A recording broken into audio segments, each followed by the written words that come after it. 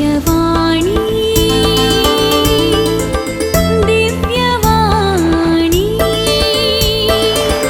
दिव्यवाणी दिव्यवाणी. मगाच्या बावयनीनो मग एकली बाई माझ्या चर्चेन आयली आनी म्हणाली म्हजे दीस ह्या प्रमाणे कशे जातात. म्हाका एक तराचें टेन्शन जाता, कांय संतोश नासल्या बरी आनी कोणें उलयतना म्हाका किरकिरी जाल्ल्या बरी जाता. मगाच्या मनशांय म्हाका कितलें मगाचें आयलें उलोवंक नाका, वगेत्त बसयाम जाता, वगेत्त बसम जाता उलयाम जाता. कोणा कडेन उलोवंक गेल्यार कोणी आयलीं कोणी मेळ्ळीं उलयल्यार उलोवंक नाका म्हूण जाता. हें कितें अशें जाता म्हूण म्हाका कळना. एक सदां एक म्हयनो जालो तोडून मागीर हांगा कोणीक म्हळें हेपटी फातराबाडे वचून ये म्हूण सांगलें. देखून हांगा आयलीं म्हणाली. मागीर आमी तिच्या लागीं विचारलें तिचो दीस कसो सुरू जाता म्हणून. पळयतना तिचो दीसच सारको सुरू जायना. तुवें सकाळीं कंट्रोल करचें, सगळो सकाळीं तुवें कंट्रोल करचें. तुजो दीस सकाळीं उठल्या तक्षणा आतां तूं 5:30 6 वरार उठताय, 6 तावन 9 वरांबसर तुवें तें तितलीं वरां 6 तावन 9 3 घंटे तुवें कंप्लीट कंट्रोल करचें. कंट्रोल करनातल्यार जायना. जर तर तुवें सकाळीं 6 वरां तावन उठताय तर 5:30 जाल्यार 9 म्हणसर, 6 जाल्यार 9 9:30 म्हणसर तूं केदाळे उठताय. उठल्या तक्षणा 3 घंटे लेखा घाल आनी ते 3 वरां तुवें कंट्रोल केल्यार सगळो तुजो दीस बऱ्यान आपुरबायेन सोबित्त तरान बऱ्यान चलता तुजो सगळो दीस. ते 3 वरां गरजेची. जायतीं जाणां उठल्या तक्षणा उठतात, उठल्या तक्षणा दीस वगडायतात. ते 3 वरां कंट्रोल करिनात. त्या 3 वरां कंट्रोल करनासल्या बरोबर सगळो दीस वगडायतात. कशें न्ही म्हण विचारूं पडो. कसो दीस वगडयलो म्हणाली ती. तूं सद्दां दीस वगडयताय देखून तुका संतोश ना, कोणा कडेन उलोवंक जायना, टेन्शन. कित्याक म्हळ्यार तूं दीस वगडयताय. तुवें दीस वगडोवं नजो, सगळो दीस वगडोवं नजो. तुवें सगळो दीस गळसिचें, बऱ्यान वचाचें तुजो सगळो दीस. कसो गी हें कशें जाता, हांव कशें वगडयता म्हणाली. कशें वगडयता म्हणटना उठल्या तक्षणा तूं मोबायलाक तूं वेताय, मोबायल घेताय, मोबायल काणयताय, मागीर मेसेज चॅक करताय, न्यूज पळयताय, तांच्यांच्यो खबरो आतां गोत्ता एकल्यान आनी एकल्या पार्लिमेंटान तांणे पळय खवले जाता म्हण म्हाका पळोवंक मोन येता गे. देखून त्यो मेसेज्यो न्यूज चॅक करताय. त्या वेळा हेरांचो घुस्पट गोंदळ, थंयचो घुस्पट गोंदळ. ताणें हाका मारलें, ताणें ताका मारलें, ताच्या कुटुंबांत सकाळीं मुडें पळयल्यार तो तांच्या कुटुंबांतलो, तांच्या जिणेंतलो आनी पळय लापट्या कडेन भ्रश्टाचाराचो घुस्पट गोंदळ तुज्या काळजांत प्रवेश जावंक, तुज्या मनांत प्रवेश जावंक तूं कितें करताय म्हळ्यार तूं सोडताय. आमी सोडिना. आमचे भितर इगोवंक, आमचे भितर प्रवेश जावंक, आमचे भितर एंटर जावंक, प्रवेश जावंक आमी ह्या घुस्पट गोंदळाक, संवसाराच्या घुस्पट गोंदळाक, हेरांच्या घुस्पट गोंदळाक म्हज्या मते भितर वचून म्हाका घुस्पट गोंदळ आनी म्हज्या काळजा भितर वचून म्हाका घुस्पट गोंदळ करूंक हांव बिलकूल दिना. 9:30 म्हणसर मोबायलाक आनी म्हाका टचच ना.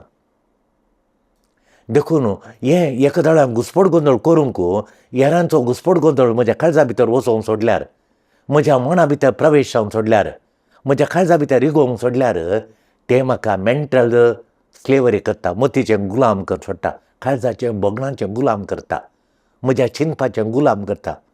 म्हजी चिन्नां मागीर सगळो दीस ताचे वयरच. देखून उठतना आमी उडास करीचय. आज म्हाका कश्टांचो लोक मेळटा, कठीण मनीस म्हाका मेळटात म्हूण. बरे मनीस मेळटात, सक्कडी सूख हाडटात, सक्कडी सूख समाधान दितात, हॅप्पी करतात, सक्कडी संगत चिंतल्या बरी जातात आनी सक्कडी घडितां हांवें आशयल्या बरी जातात.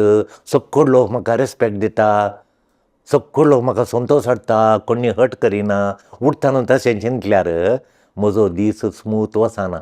कित्याक मेळ्ळो कठीण मनीस मेळटात म्हाका, दुखोवचे कोंकचे मनीस मेळटात, थोड्यो संगती हांवें चिंतल्या बरी जायनात, थोडी म्हाका बिलकूल रेस्पेक्ट दिनात, थोडी म्हाका मस्तू दुखयतात, तुवें तशें केलें अशें केलें आमच्या काजाराक येवनाय आनी तशें अशें रेस्पेराक आपयलें येवना तूं तुमी तांच्या काजाराक मात्यात तांच्या सुमयां दुखयतात.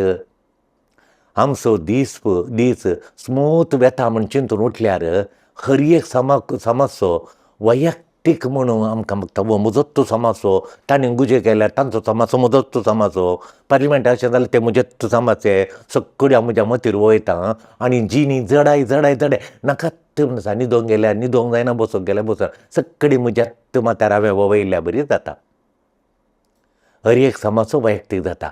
पूण कश्ट आसात, आज म्हाका मस्त कश्ट आहात, पूण देवाची कृपाय म्हाका भरपूर मेळटा. आज देव म्हाका सोंड घालिना, कश्टांचे मनीस मेळटात, दुखोवचे मनीस मेळटात आसात आनी म्हाकाय कश्ट आहात देखून म्हजे स्मूथ न्ही सगळी नया जावन वचना, तितके कर्कस आसा. पूण कितले कश्ट आयल्यार कितले कठीण मनीस मेळ्ळ्यार देवाची कृपा म्हज्या काळजा मनांत वळटा म्हूण हांव बेड्डात हांव चिंतून उठल्यार त्या बोगणांनी उठल्यार हांव काम रावतां, हांव प्रशांत रावतां. म्हज्यो संगती हांवें चिंतल्या बरी जायनातल्या वेळार थोडे जावनचे गरजो चुकताना, कठीण मनीस निराशा हाडटाना, मोगाचे मनीस निराशा हाडटाना हांव रागार जायना, बिलकूल रागा विणे चलतां, भियान बराना, बेभिरांत पयस दवरतां. स्ट्रेस उणें जाता म्हजी ताच्या की आज स्ट्रेस उणें जाता. जिणी बदलाना, म्हजी जिणी बदलाना, काल इल्लें काम नातलें आज काम ना म्हणून ना, जिणी बदलाना. भाग्यार म्हजी जिणी इजी सलीस जाता. तिकेशें म्हाका जिणी बदलाना पूण म्हाका इजी सलीस म्हजी जिणी सलीस न्ही म्हूण चिंतना म्हजे कश्ट इल्ले उणें जातात, कश्ट फेस करूंक जातात, कश्टांचें काम करूंक जाता. समस्या पळोवन हांवय कंप्लेन करिनाय. आज म्हाका समजचो देवा हे कित्या समस्या दिले, देवा कितें म्हाका अशें करताय तूं म्हणून हांवें शीन उलोवंक नजो, हेरां कडेन कंप्लेन करूं नजो, शीन उलोवंक नजो, कंप्लेन करूं नजो, दूर दुसरो नजो. हें दुसोवचें व्हडलें अपायाचें. हें दुसरें तिच्या जिणेन म्हाका मेळ्ळें. तिणें हर एक जाल्यार कंप्लेन करचें, म्हाका कित्याक घडटा, ताणें कित्याक तशें केलें आनी कितें अशें केलें, ताणें कशें केलें, न्हवरो कित्याक तांच्या पार्टीन उलयलो, भुरगीं कित्याक अशें करता आनी ताणें कशें केलें म्हणून ती कंप्लेन करता. हें कित्याक अशें घडलें, हें कित्याक अशें करता, न्हवरो कित्याक अशें करता, भुरगीं कित्याक अशें करता, अशें जावं नजो आसलें न्ही, नजो आसलें न्ही, ताणें हांवें सांगलें आयकून, हांवें सांगल्या बरी वचून तांकां 2 गुजी करण्याचे जाले न्ही, तो घेत कित्याक रावलो, अशें तिचे चिंता. पळय ती एकल्या दर्या पळयात आमी चिंतया, एकलो आमचो एक मालगुडो आमचो इश्ट आसलो. त्या इश्टाक 2 जण भुरगे, चेडवां भुरगीं नात. तो एक दीस आमचे कडेन म्हणलो हांवें कितलें करचें अशें म्हणलो. देखून हांवें सांगलें कशें तूं वांटें करताय गे, ह्या जागो विकून काले म्हण करताय, ना भुरग्यांक दिवंक चिंतलां म्हूण. 3 एकर बरी सुवात तशें. मागीर 2 एकर कुमकीचो जागो, ताणें तातूंत कांय लावना कुमकीच्या जाग्यार. देखून तशें आनी घालें केलें म्हळ्यार एका पुताक उजव्या कुशीचो एका पुताक दिलें आनी घर एका सायडीक आसलें, त्या घरा लागीं अर्दो एकर ताका दवरलो 3.5 एकरान. आनी 3 एकर जागो ताणें वांटें केलो. उजव्या कुशीचो एका पुताक, दाव्या कुशीचो एका पुताक, सुमा मदें वाटा, घरा मुखार वाटेच्या उजव्याक आसलें पूर एका पुताक, दाव्याक आसलें आनी एका पुताक ताणें 2 वांटेक दिले. कुमकेचे 2 एकर आसले जागो, उजव्या कुशीचो 1 एकर जागो ताका, दाव्या कुशीचो 1 जागो हाका आनी वांटें करून दिलो. देखून एकलो ताका मेळ्ळो जागो त्यो ताका दाव्या कुशीचो जायजे आसलो, दोगांय कितें उजव्या कुशीचो जायजे आसलो, एकल्या दाव्या कुशीचो तो मेळ्ळो. जाल्यार ताणें घालें तिशुलो म्हणून ताणें म्हळें हाड, अर्दो म्हाका मेळ्ळो जेवलो, अर्दो ताका मेळ्ळो जेवलो. ताणें एकल्या पुतान मेळ्ळो म्हाका वण्णी म्हूण काणयलो आनी एकल्या दुरसालो, शीन उलयलो. बापायन करचें अशेंत, ताणें कित्याक तशें गरजे आसलें, जागो सगळो इकी आसलो, हांवें 1.5 एकर कडून खालें करचें तशें दुरसालो. आनी एकलो कांय दुरसना जायत बाबा म्हणालो आनी तो रावलो, तो जागो काणयलो.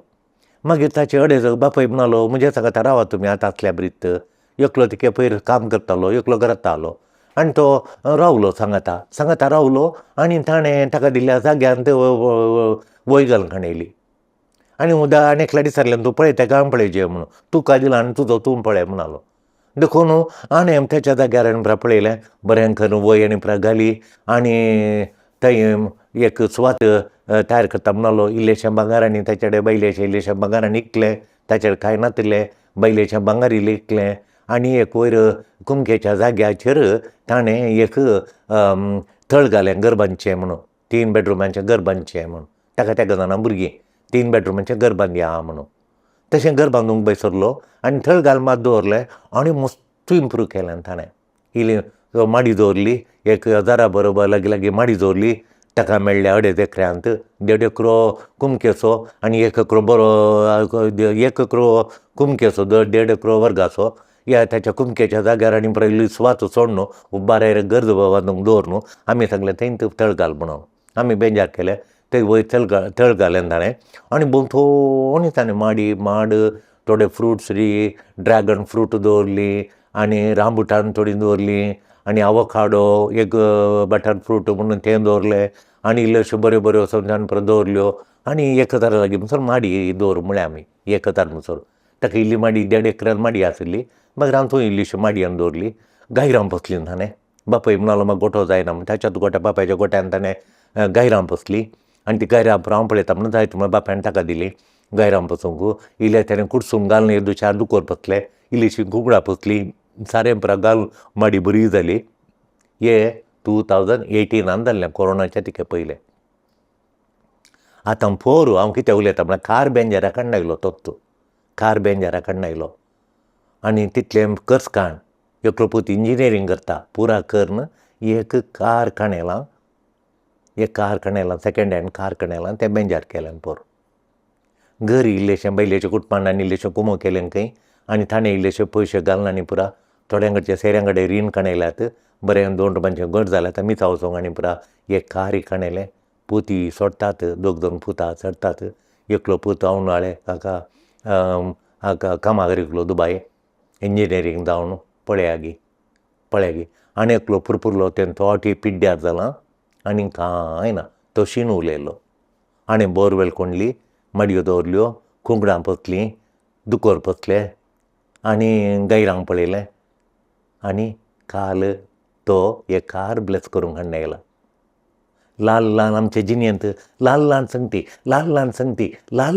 आमी ताका गामान दिचे. ल्हान भुरग्यांक आमी ओडोड कर म्हणोचो. ल्हान सांगती त्यो सगळ्यो सांगात कोत्ता व्हडलीं जाता हांव. देखून दुरसोंक एक भुरग्यांक तशें करूं ना, अशें जावं ना आमकां तें ना हें ना म्हणूचो, तशें पळोवन नजो जाता इतलें आमी आमची जिणी बदलूंक आमची जिणी कंप्लेन करूं नजो. हें सगळ्यान तशें अभिवृद्धी जालें म्हळ्यार ताका आमी कंप्लेन करूं सोडूं ना. पप्पान तें केलें कांय म्हणनाका. वय देखून तो एजस्ट जा, पप्पान दिलां न्ही तुका एजस्ट आ म्हणून. बापायन इल्ली कुमो केली, तांकां पळयता म्हणलो. बापायन इल्लेशें घर आनी दवरलां. तो म्हणटा वो भुरगो पळय कोण म्हाका पळयता ताका म्हणा, दोगां कडेन म्हणा. आतां वस्त पळोवन आसा, हांव अर्द्याक दितांत ताणें पळयल्यार हाका दितांत, पूण हांव म्हज्या ताचें घर बांदतना हाच्या तें सड्ड पयस ना तितल्यान मात वयर दवरलां कुमके जाग्याचेर. हाच्यात हांव लागींत. देखून बापाय म्हणटा हांव म्हज्या त्या ह्याच पुताक दितां आनी ताच्या सांगात रावता म्हण आवय बापाय म्हणटात. पळया गी देखून ह्या मोगाचें न्हू आमी कंप्लेन करिना. एक परिस्थिती आमकां बदलूंक जाता गी पळयचें. ती परिस्थिती आमकां बदलूंक जाता गी पळयचें. जर तर आमकां ती परिस्थिती बदलूंक जायना, देखून ती सोंसून उरयचें आमी. परिस्थिती सांगातात तो जिवंक शिकायचें. दुरसोन नजो, बैकूच दुरसोन नजलो. जेजू न्हू ताका मेळ्ळी परिस्थिती, जेजूची परिस्थिती कुरीस मेळ्ळो. कुरीस तो दुरसो ना. बदलूंक जेजून बदलूंक ताका कळ्ळें आमचें तो बदलूंक जायना म्हणून. जेजून तो कुरीस घेतलो आनी कुर्सा सांगाता तो जिवंक शिकलो तो. ताचेर ताणें कुरीस कुबारलो, कुरीस उखलून हाडलो, खांद्यार दवरलो. बिलकूल कंप्लेन करूं ना कित्याक कुरीस म्हणून. तो ताणें स्विकार केलो, तो एंड्योर केलो, तो सोंसून व्हेलो, एंड्योर केलो. जैतेवन जालो. समेस्त तांची चडवण ताणें केली. शेवट तो पावलो. सगळ्या संवसारा उजवाड, काळोखांतावन उजवाड, मरणांतावन जिवीत, सत्नाचें भाग आमकां जेजून दिलें. आमची परिस्थिती सांगता आमी एंड्योर करचें, ती सोंसून व्हरचें. बदलूंक ना जाल्यार बदलूंक पळयचें, बदलूंक जायना जाल्यार ती काणयचें. थोडीं सक्कडी सोमा हॅप्पी खुशी इल्ले कडेन इल्ले रगळे हें कांय जाल्यार आनी राग आयलो. इल्ले कडेन उणें जाल्ल्या क्षणां काल इल्ले कडेन इल्लेशें उणें, इल्ले कडेन उणें जालें खंय समथींग लेस जालें, उणेंपण भोगलें. तुका कंट्रोल करूंक जायना, ताका आमी कंट्रोल करूंक बिश्टूर वरदाडूंक जाय. काळीज पळय गे आमचें काळीज बडयता, आमच्या काळिजांत डबा आमकां कंट्रोल ना. 1 मिनीट राव मागीर बडय म्हळ्यार आमकां कंट्रोल ना. तें बरोबर थोडी परिस्थिती आमकां कंट्रोल ना, आमी ती कंट्रोल करूंक बिलकूल पळयनाय. पूण खालें कंट्रोल करचें गे म्हूण कंट्रोल करचें आमचे प्रयत्न, कंट्रोल करचें आमी खालें कंट्रोल करचें गे म्हूण सांगल्यार आमचे प्रयत्न आमचे एफर्ट करचे. एक आवय आसा, ती कितल्या वर्सां सावन भायर आसा, जाल्यार ती कितले एफर्ट करता म्हणना. आमचें आपलें कुटाम ह्याक दुबळ्याक येता वयर हाडचें म्हणून देखून भुरग्यांक तिचे आमी सांगचें एफर्ट करा तुमी. दुबळी आमकां परिस्थिती आमच्या हातान ना, एक तुपडी ड्रेस काय म्हळ्यार हें ना. पूण आमी आमचे एफर्ट प्रयत्न करचे. ल्हान कामाक जोड न्हू दवरूंक पयशे करशीना करूंक न्ही, पयशे जोडून दवरूंक प्रयत्न करचे. मागीर एक एफर्ट करचे. मागीर एक कालें म्हळ्यार आमी कांय केलें म्हळ्यार इंटेंशन आसाचें. इंटेंशन म्हळ्यार कालें म्हळ्यार उद्देशपुर्वक. हर एक उद्देश आसा ते कित्याक भायर येता म्हणून. हांवें बरें घर करचें, हांवें एक खाजार जायचें म्हूण त्या कर्नाटका आमी सांगलें चिंता मोतीन घालून धाडलें. ताचें घर जालें. ताणें वचून 7 वर्सां बरें काम केलें, 2 बेडरुमाचें फ्लॅट काडयलें. आतां काजार जावन वयसरला. घरा आसचीं 2 बेडरुमाचें घर त्या आदल्यांत हांव. थंय ताची वाब व्हडली मागीर पुरा तांणीच्यान बरें मेळोन केल्लें बापायन. तातूंत वो जावंक जाता. तुवें नवें घर काडयचें आनी तुज्या घरा काजार जावन वचचें आनी कुटाम एक आसा, कुटाम मोडून वचो म्हूण. तो गेलो 2 बेडरुमाचें 35 lakhs केलें ताणें आनी आतां हांव काजारा वयसरला. पळय खंयली पळय चिंता पळय. देखून आमी सगळे येतान तशेंच करचें. एक दुबळें भुरगें आसलें, ताका सिप्रियानान दुबाय काम करून दिलें. ताची इश्टा फोन केलें आनी ताणें काम दिलें आनी त्या कंपनीन सुरू जाताना 87,000 सांबाळ मेळटा. 10 वर्सां पयलीं ताणें 87,000 ताका दिता म्हळें. 87,000 दिलो. मस्त काम करयतात. 87,000 थंय चेडूं BCom शिकिल्लें, एकावंट करतालें आनी 80 जालें. मागीर थोड्या तेंपान ताका 1-2 वर्सां ताका 1 लाख तोवळ दिताले. 10 वर्सां हांव तशेंच आमी सांगलें 80 मेळटाना 40 तुवें करसीचे, तुज्या खर्चाक 40 उरयचे. आवय गी पुरा बड्याच्या घरांत आली. 40 वचचे, 40 उरयचे बँकांत घालना. समज आमकां रिपोर्ट करचें, हांगा मेसेज केल्ले 40 बँकांत घाले. हर एक मिनीट हांव गॉड ब्लेस यू म्हूण घालता हांव. हर एक म्हयन्याक 10 वर्सां हांव त्या भुरग्यांक घालता. फादर 40 हांवें घाल्यात. मागीर 1 लाख जाताना 1 लाख घालूंक, मागीर 1,20,000 जाताना 60 घालूंक, मागीर 1.5 लाख जाताना ताणें 1,25,000 घालूंक. 10 वर्सांनी ताचे पयशे 50 लाखा लागीं जाले. म्हयन्याक 5 लाखा लेखान तुमी लेख करा. तितले ताची वाड आनी पुरा म्हणटा 50 लाख जाले 10 वर्सांक. ताच्या मागीर ताणें आतां 35 lakhsचें घर काडलें. कितलें बरें घर. तें घर सोडून कॅनडा गेलीं. तें घर विकता म्हणून फ्लॅट येता म्हणाली, विकता दिता म्हणाली. आमचेर सांगून आमकां सांगलें तांणी काडयलें. न्ही ताका 35-40 आहात. 30 आनी 5 लाखान तांणी काडयलें बरें घर. ही घर लग्या पेंटे तांगात. तशें देखून मोगाचें न्हू आमकां थोडे फावटी एफर्ट ना. मागीर आमी खालें बदलीचें म्हळ्यार आमचें इंटेंशन आमी बदलीचें घट्ट करून दवरचें. तें बरोबर. मागीर आमची साल बदलीचें, आमचें नाट्य आळसा इल्ली पयस करीचें, खर्च इल्लो पयस करीचें आनी बरें आमची साल आमी घट्ट करून आमचें बदलीचें. मोगाचें न्हू आमी विचारीचें प्रॉपरली केलां गे काम म्हणून. परफेक्टली केलां गे म्हणून परफेक्ट करूंक देवाक मात्र. हांव परफेक्शन करूंक थोड्यांनी कोवलें तांचें इतलें नीट आसाचें, हें अशेंत आसाचें, तें तशेंत आसाचें म्हणून. हांवें कदाळे भुरग्यांक शिकतना तुमी परफेक्टली केलां गे, 100 मार्क काडल्यात की म्हूण हांव कदाळे विचारिना. पूण प्रॉपरली केलां गे, खर्च्या प्रमाणें केलां गे, प्रॉपरली केलां गे म्हणून. आतां थोडीं काम आनी करतना काम समा जालें गे म्हणटात, तुवें समा केलां गे, प्रॉपरली केलां गे म्हणून, परफेक्टली केलां गे म्हणून हांव कोणाक विचारिना. हांव विचारूंक विचारिना. कोणाक तूं परफेक्टली जिये लागी म्हणून कोणी परफेक्टली जिवंक जायना देवाक मात, पूण करतना सारकें समाज सारकें करीचें. देखून हांवें दुसऱ्यांक सांगचें, तुमी विचारिनाकात परफेक्टली केलां गी म्हूण विचारनाकात, पूण समाज सारकें केलां गी, समाज सारकें केलां गी, प्रॉपरली केलां गी म्हणून. तुका जाय वर्ड प्रॉपरली म्हणयचें, तोंडांत आसाचें, जिबयेच्या तुडयार प्रॉपरली. देखून कोणी आयल्यार मम्मी कडेन सांगलें गी तुवें गात, म्हणजे हांवें सांगिल्लें मम्मी कडेन डॅडी कडेन तुजें तूं अशें बी अशें करता म्हणटाय, तुवें मम्मा डॅडी कडेन सांगाचें, प्रॉपरली सांगाचें म्हणचें, परफेक्टली सांगाचें म्हणना, प्रॉपरली. देखून समाज सारकें कर सांग म्हणटा हांव. एक भुरगें फुल्ल फॅन घालता ह्या थंडाच्या, तेच्या आवय बापायनी ताका सोडला आनी तशें ती दुबाय आतां कपडे धाडटात, देखून आयल्या तक्षण फुल्ल फॅन घालता. ह्या थंडायचो आतां पळय थंडा, आतां सोंसयेत इल्लेशें गुल्यार व्हडली फॅन, फुल्ल खोलो आवाज फॅनाचो, आयलो बसलो आनी फुल्ल फॅन घालें. मागीर फुल्ल एसी घालता, एसी फुल्ल 18 खंय 17 खंय थंड घालचें आनी अशें पळय फुल्ल एसी. कितें म्हळ्यार फुल्ल सुशेगाद, फूल कम्फर्ट जाय ताका, फूल कम्फर्ट सुशेगाद जायचें. इल्लीशी बूक मेळ्ळी, इल्लीशी बूक जाली, तक्षण स्नॅक काडून बसले एका पिरीन तितले स्नॅक बुशी काणयली, त्या पॅकेट काडलें, हें पॅकेट कुरकुरे परत घालून साबण सुरू केलें, स्नॅक्स कुडले. चूर बोर जालें, शिकता म्हणटा चूर बोर जालें, काडलें मोबायल आनी मोबायलार खेळोंक सुरू केलें मोबायल. हे मौत अस्कत करता, ताची मौत मस्तू अस्कत, ताची मौत घट्ट ना. कित्याक म्हळ्यार मस्तू अस्कत, कित्याक म्हळ्यार तुवें इल्ली बूक सोंसूंक शिकल्यार, बोर जाताना इल्लेशें कश्ट काडूंक शिकल्यार, इल्लेशें डिस्कम्फर्ट ओके, इल्लें डिस्कम्फर्ट जाता ओके म्हूण सांगल्यार भारी बरें. म्हज्या सांगात एक बागेवन फादराब, भारी बरो फादराब आसलो. वय तो खाली बेड्डाचेर खाली मांद्री घालून न्हिदतालो, तो बेड्डाचेर गजरी घालून नासलो त्या दाळा. मागीर मस्त प्राय जाल्या उपरांत हांव पळोवना, त्या दाळा तो एक 76 78 वर्सांचो 80 वर्सांचो आसतना खाली तो मांद्रेर न्हिदतालो, खाली मांद्री घालून वचकत. सिंपल जेवण, इल्ली पेज, इल्लें लोणचें आनी इल्ली तरकारी खातालो. खाली सिंपल गरजेची मुस्तायकी, सिंपल मुस्ताय गरजेची इल्ली बाणयन आनी इल्लीशी ती मात.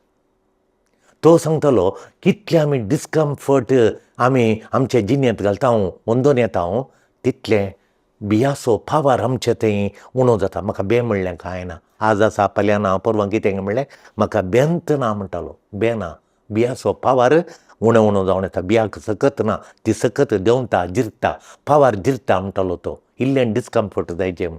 थोडे फावटी शेळ्या उदकान तो न्हातालो ह्या प्रायर, क्रिस्मसाच्या वेळार थंड आसतना शेळ्या उदकान न्हातालो. एक जेवण सोडटलो केद्दाळ, एक जेवण सोडटलो, कश्टांचें काम सकाळीं उठोवन करतालो तो, कश्टांचें काम करतालो. तो सांगतालो ही शिक्षा न्ही बागार, म्हाका स्मरण करूंक, म्हाका उडासा काडूंक तूं बोळा दीक, तूं तुज्यो सगळ्यो सयो, तुज्यो अर्जस, तुज्यो संवयो तुका तुज्यो संवयो तुका कंट्रोल करूंक जातात. तूं कसल्यो तुज्यो गरजो तुका आयल्यार तूं घाबरनाय, तूं घाबरी जायनाय. तो अनकम्फर्टेबल प्रॅक्टीस करतलो, तेन्ना तो कॉन्फिडन्स हाडटा म्हणटालो. एरोगन्स राग आनी काडटा म्हूण. वो भुरगो चूर फॅन आमी वचोन उणें केल्यार खोले एरोगन्स, खोलो राग असो तांबडो जाता. ह्या भुरग्याक ते इनर स्टेबिलिटी ना. जर तर तूं डिस्कम्फर्ट इल्लीशी जेवण उणें करताय, एक नातल्यार वडणी म्हणटाय, हातल्यार जेवचें, नातल्यार इल्लेशें उणें, एक जेवण सोडचें, शेळ्या उदकान न्हांवचें, बूक आयली म्हणटा सोंसचें, इतलें बरें काडून खावचें न्ही. त्या वेळा तुका इनर स्टेबिलिटी दिता, तिरासन दिता, तुका भितरली तिरासन मेळटा, इनर स्टेबिलिटी मेळटा. आमी नवी शेटांत आसतना मोगाच्यान बरी एका दिसा दनपारां आमी एक नवी शेटांत देवाक अर्घान दिवचें काले म्हळ्यार 12 वरां जाताना आमकां सगळ्यांक दिबी घालूंक आसलें इगर्जेक. आमचें सगळें काम क्लास सोडूंक आनी 12 वरांचें गांठ जाता. गांठ जाता सगळ्यो कुर्सा मुखार वचून दिबी घालतात. आमी त्या दाळा आमी नवी शेटांत आसतना एक 13-14 जण प्री नवी शेटाचे आनी आमी 12 जण म्हणटान एक 30 मागीर फादराबाणी प्रमाण आमी 40 जण आसल्यो. 40 जणी दिंबयेर पडटाना कशें बगता सम्या मुखार दिंबयेर पडचें आनी तें खालें खरें म्हळ्यार रिव्यू करूंक आमी नियाळ करूंक रिव्यू करूंक सगळो दीस हांवें कसो करशिल्लो वही इल्लें हें शिक्षा न्ही आमी शिक्षा म्हणून चिंतू नजो दिव्यार पडून हो दीस कसो करशिल्लो म्हणून रिव्यू करचें शिक्षा न्ही तें इम्प्रूव करूंक म्हजी जिणी इम्प्रूव करूंक म्हजी नविशेची जिणी इम्प्रूव करूंक कितें हांवें बारीक बरें करून केलां कसलें काम म्हाका दिल्लें आज एक आमकां बायबल वाचूंक आसलो स्पिरिच्युअल रिडींग करूंक आसलें मागीर वचून आमकां गोठ्याक तेल हाडिचें भायर काम करचें रांदेक लावंक उदक घालूंक मुळा घालूंक आसा सगळें तें वाठार झाडूंक आसा घर पुसूंक आसा टॉयलेट धुवंक आसात रांदच्या कडेन कोमो करूंक इम्प्रान आमकां कामां आसात हें काम आयच्या दिसाचें काम हांवें कशें केलें खंयचें काम हांवें बरें करून केलें आनी खंयचें काम हांवें बरें करून करूंक ना आनी कितलेंशें बरें करी येता आसलें म्हणून वय तशें दॅट्स वय तें गत्ती काटाक वय करचें तें गत्ती काटाक करनाका म्हूण गत्ती काटाक खंयचें करिनाका गत्ती काटाक कडिनाका म्हूण देखून आमी म्हणाजें आज हांव अशें जालें म्हण न्ही फाल्यां हांव बरें करून करतां आनीकय बरें करतां म्हणाजें तेन्ना तुज्यो सुखी आशिल्ल्यो तुज्यो सगळ्यो सुखी आशिल्ल्यो त्यो लिचावन जावन बदलतात परिवर्तन जातात म्हज्यो आयच्यो सुखी हांव फाल्यां बरें करतां देखून फाल्यां हांवें आज सूख केली फाल्यां हांव बरें करतां सुखी आशिल्ल्यो बरें लिचावन जाता लिचाव आशिल्लें वाडावळ हाडटा ग्रोथ हाडटा म्हणजे तें म्हजी जिणी वाडावळेन भरता बळादीक जाता तेन्ना तूं बिलकूल मिस्टेक करिनाय तूं उद्देशपूर्वक जावन काम करताय जिणी हळू जाता तुजी परिस्थिती संगी खरी कश्टांची परिस्थिती खरी पिडेची परिस्थिती खरी नश्टाची परिस्थिती कठीण मनशां सांगात काम करूंक दुबाय गी खंय ऑफिसान कठीण मनशां आसात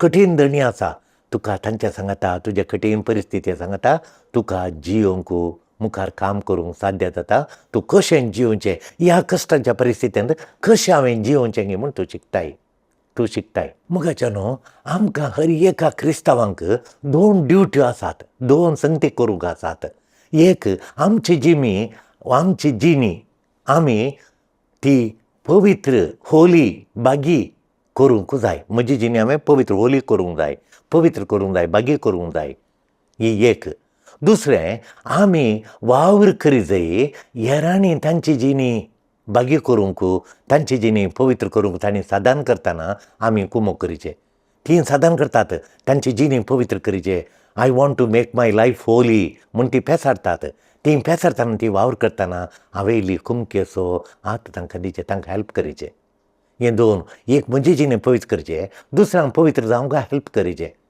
तांच्या साधनाक हांवें हेल्प करीचें हें जावन आसा 2 ड्युट्यो म्हज्यो ही ड्युटी आतां वो जावन आसा अर्थ तुमी संवसाराचें मीठ जेजू म्हणटा आयच्या वांजेलांत तुमी संवसाराचें मीठ तुमी संवसाराचो उजवाड लायट ऑफ द वर्ल्ड म्हणटा मीठ खाणा जेवणाक रूस टेस्ट दिता मीठ कशें हें करता तुमी सारूंक बरो हें कशें मीठ टेस्ट करता गे म्हणून मीठ खाणा भितर रिगोवन वेता आमी आतां पोळ्यांच्या पिठा घाल्यार त्या पोळ्याच्या पिठान मीठ पुरा रिगोवन किरोवन त्या पोळ्यांच्या पिठान बरसाता मागीर मीठ पाटी कडूंक जायना तें खाणा भितर रिगता आनी तें पासारता आनी मीठ नपयस जाता डिजेपियर जाता नपयस मागीर तुमकां मीठ मेळना तें नपयस जाता हें आमचे थंय घडाचें हें आमचे थंय घडाचें पयल्यान पयलें सोम्यान जेजून आमचे भितर प्रवेश येयचें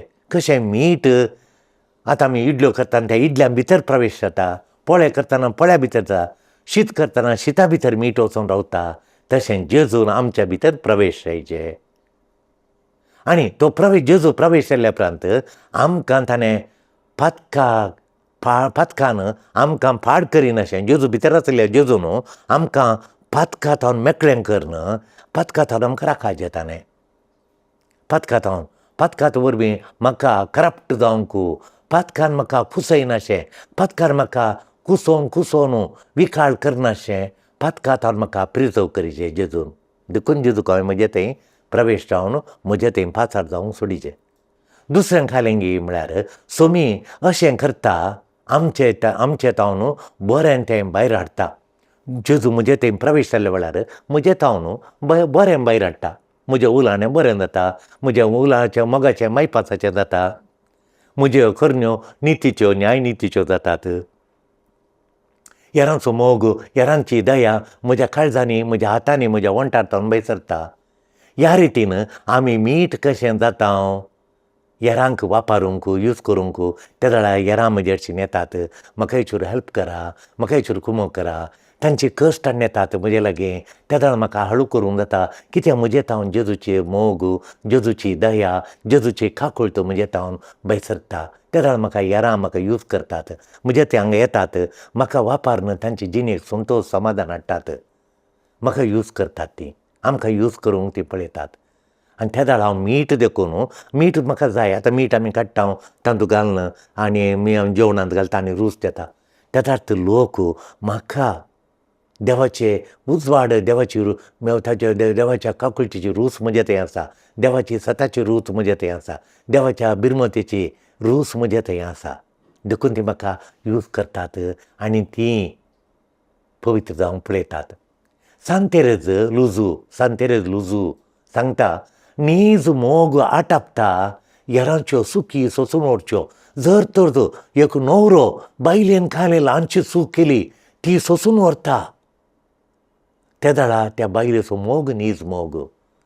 एका पती, एकलो न्हवरो आपल्या व्हंकल आपल्या न्हवऱ्यान करचें सुखी तोंडें लेट येवचें, थोडे फावटी ताच्यांच बरेंपण पळोवचें आनी कालेंय तो सूख करता.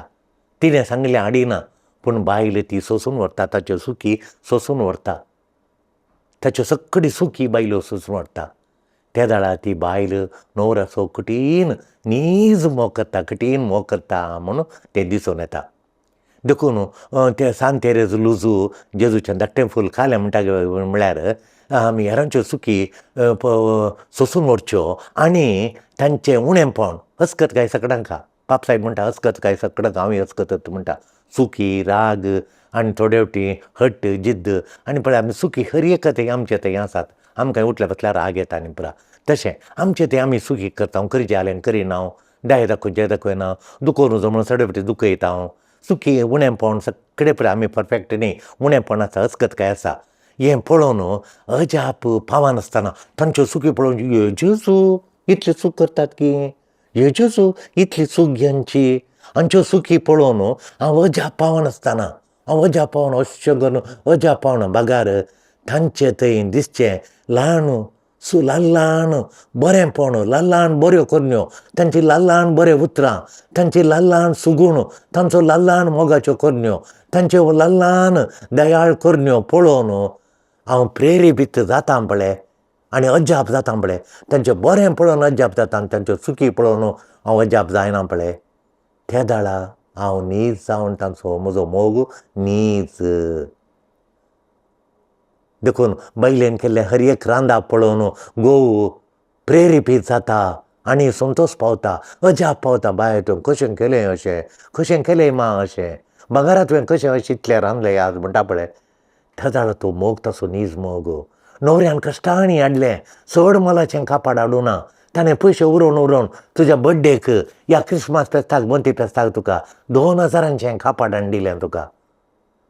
जाल्यार व्हडलो पालोवंक ना, ल्हान पालोवंक जाल्यार ताणें पयशे उरोवन तुका हाडलां पळय. ताणेचे बरे गूण, एक बरो गूण पळोवन हाडलें पळय, तें तुका अजाप पावताय जाल्यार, तें तुका प्रेरीत जाता जाल्यार तें तुजें तें निजायक जावन ताचो मोग, तुजो न्हवऱ्याचो मोग नीज मोग, तो नीज तुजो काळजांतल्यान मोग करचो पती देवान दिल्लो तुका भांगर तें.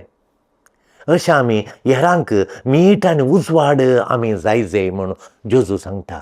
तुवें मीठय जायजें, उजवाडय जायजें तुवें म्हूण. हांवें कशें मीठ जावचें, कशें उजवाड जावचें, अशें आमी हेरांक पातकां तावन प्रिजर्व करूंक कुमो करता. ती अस्कत जाताना आमी तांकां दया बिरमोत दाखयता. ती अस्कत जाताना तांचें तें उणेंपण आमी पळयतना आमी तांकां दया दाखयता, बिरमोत दाखयता पळय. त्या वेळार आमी जेजूचे सांगल्या बरी संवसाराचें मीठ, संवसाराचो उजवाड जाता.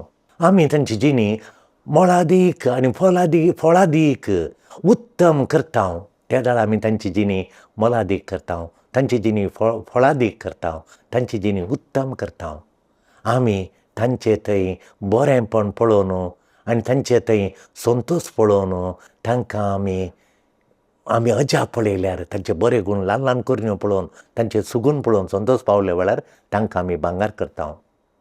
आमी हेरांक पातकातावन प्रिजो करूंक जाता, तांकां पातकातावन आमी तोडवंक जाता, तांकां पातकातावन रक्षण करूंक जाता आनी तांणी अस्कत जाल्ल्या वेळार तांकां आमी दया दाखयल्या वेळार तांकां आमी पातकातावन इशेन ओडूंक जाता.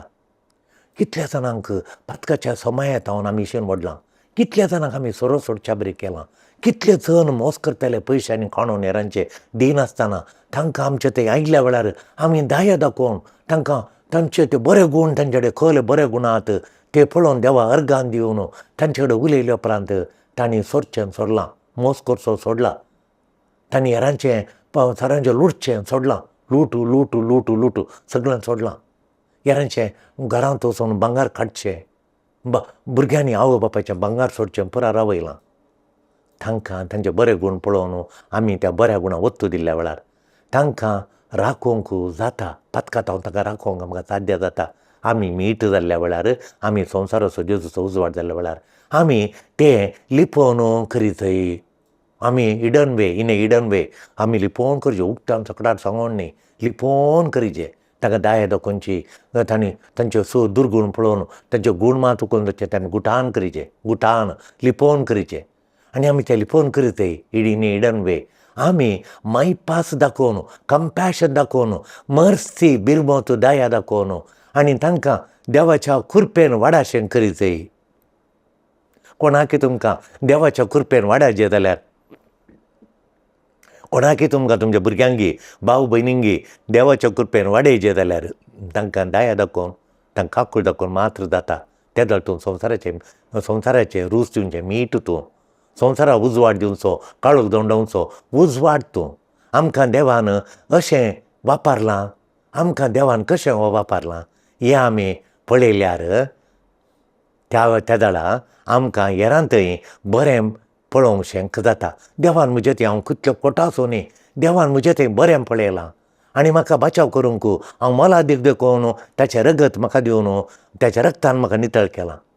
ताका हांव मोलादीक, देवाक हांव मोलादीक देखून हांवें कितें करीचें, हांवें देवान म्हाका कितलें मोलादीक रितीन पळयलां. हांव पातकीन, हांव फावो धूळ माती जाल्यार देवान म्हाका कितल्या मोगान मोलादीक तरान पळयलां. तशेंच हेरांक उणेंपण केल्ल्या वरवीं पातक्यांक हांवें पळयल्ल्या वेळार ती म्हाका मोलादीक जाल्ल्या वेळार ती मोलादीक जावन उरतात. आमी जियोंक संवसार चडावत जायते फावटी पळय की काळोख देदस्पर हाडटा तसलो आमी पळोवचो. संवसार केदाळे काळोख देदस्पर हाडटा तसलो भ्रश्टाचार, करप्शन भोंवतणी सगळ्यांनीतल्यानी रास करचो हो संवसार. संवसारार ताळणेंत भरला, कवल्यो ताळण्यो ह्या संवसारांत. आमी मेटकान भायर जोतान ताळणेन पडटांक म्हणल्यार बरी जाता. खंयली ताळणेचो संवसार हो, तितली ताळणी आसा. घेवची ताळणी आनी खर्च करची ताळणी, खंयल्यो ताळण्यो आसात. देखून क्रिस्ताचो उजवाड संवसाराच्या पंथाक फावो जाय म्हणून आमी मागा जाय. क्रिस्ताचो उजवाड ह्या ताळणेच्या, ह्या भ्रश्टाचारान भरल्या पातकाक नाडच्या ह्या संवसारांत संवसाराच्या पंथाक जेजूचो उजवाड फावाजे. क्रिस्ताच्या उजवाडान आमी परसाळतय आनी क्रिस्त आमचे थंय जियेता. आमी केदाळ आमकां कळसो क्रिस्त म्हजे थंय जियेता म्हणून. आमी संतोशान आसल्या वेळार आनी शांती समाधानाचो उजवाड म्हजे थंय परसाळ्ळ्या वेळार, दयाळ्याचो उजवाड, सेवेचो उजवाड म्हजे थंय परसाळ्ळ्या वेळार हांव संवसाराचो उजवाड, जेजूचो उजवाड म्हजे थंय परजळटा. आनी तेन्ना हो उजवाड म्हजे थंय आसल्यार कश्ट येतना, हेरांनी दुखयतना हांव थंड रावतां, काम रावतां आनी बद्द जाता. हांव कितें बरें केलां, कितें सेवा केल्या मोग करूंक, दया दाखोवंक हांव बद्द रावतां, हांव बदलना.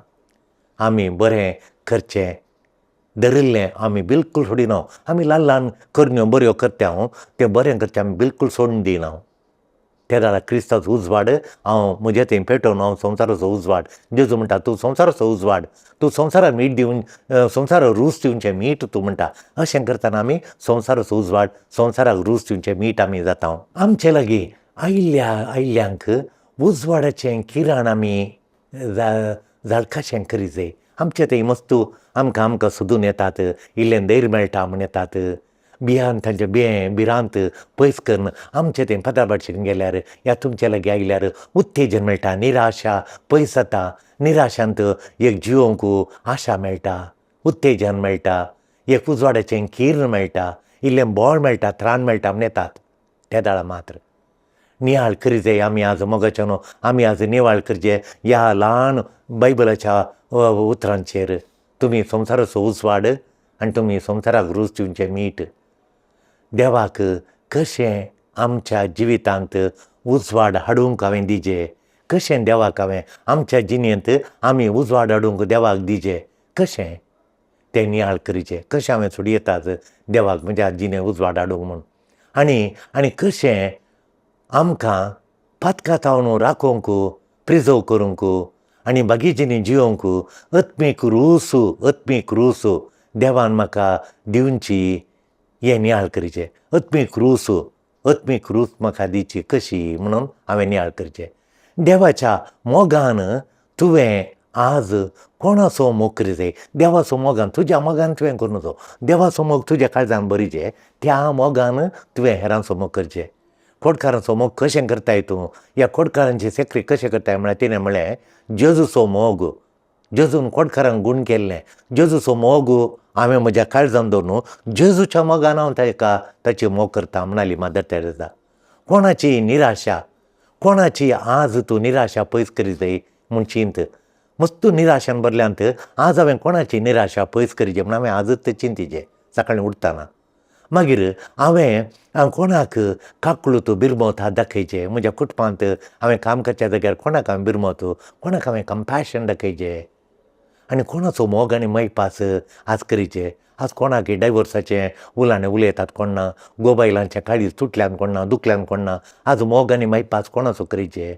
कोणाक काळीज जड जालां कोण ना, कितले विशय तांच्या काळजा मनान भरल्या ते हाळू करूंक म्हजेशी उलोवंक येतात. कोणाक हांवें एक 20 मिनटां कोणाक दिवी येता आज म्हणून हांवें विचारून पळयचें. कोणाक जाणवाय तुवें दिजय, कोणाक तुवें उत्तेजन दिजें. आमी पवित्र जा आनी क्रिस्ताचो उजवाड आमकां दिवंक जाय. हांवें कोणाक पवित्र करीचें आनी कोणाक क्रिस्ताचो उजवाड घेवंक हांवें दिचें. तेन्ना आमी मीठ आनी संवसाराक रूच दिवचें मीठ, संवसाराक उजवाड दिवचो दिवटी हांव उजवाड जाता. सर्वेस्परा देवा, तुवें सांगलां तुमी संवसाराचें मीठ आनी तुमी संवसाराचो उजवाड, संवसाराक रूच दिवचें मीठ म्हणून. हांवें तुजी दया, तुजो मोग ल्हान ल्हान संगतींनी, ल्हान ल्हान कामांनी तुजो मोग दाखोवंक आमकां कृपा दी. तशेंच आमकां जडायन भरली काळजां हळू करूंक, तांकां एक 15 मिनटां सोंसणीकायेन आयकूंक आमकां कृपा दी. तांचें जिवीत घट करूंक, कुटुंबां बळादीक करूंक, कुटुंबांनी एकवट हाडूंक, पेसाडूंक तुज्या उतरांचो, तुजीं उतरां म्हजे थंय रोंबोवन, म्हजे थंय तुजीं उतरांक रोंबोवन किरलोवन दीत. तुजे उतार पाळां घेवन दीत म्हज्या काळजांत आनी तुज्या उतरांचो उजवाड म्हज्या उतरांक करण्यांनी भायर येवन दी आनी संवसार उजवाडून दी. तुज्या उतरांची रूस, तुज्या जिणेची रूस ल्हान ल्हान करण्यांनी, ल्हान ल्हान सुगुणांनी ल्हान ल्हान बरीं कामां करन तुजो उजवाड आमी जायशें. तुका रूच दिवचें मीठ जावचें, तुका साक्ष दिवचें. बेसांव आमचेर घाल. आमेन. दिव्यवाणी